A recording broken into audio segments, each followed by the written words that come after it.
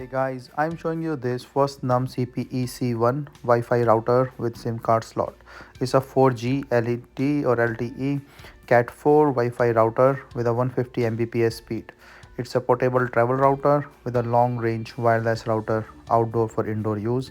And as you can see, this comes with the adapter, LAN cable, this is the modem, and you can put in this power source here, and this is for the LAN. So you can also use it for the LAN, and this is the SIM slot.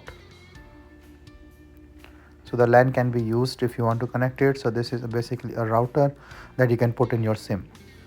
So WPS and the power button.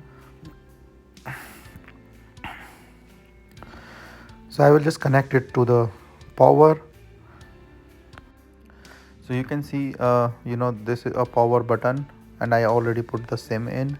So just power on the button and then it will start working, and you can see all these lights are on. That shows the SIM is perfectly put inside, and this will just show up.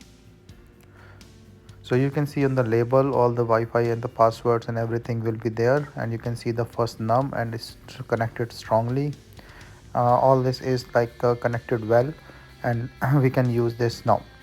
So basically a very nice router with a WPS function. So nice outdoor router.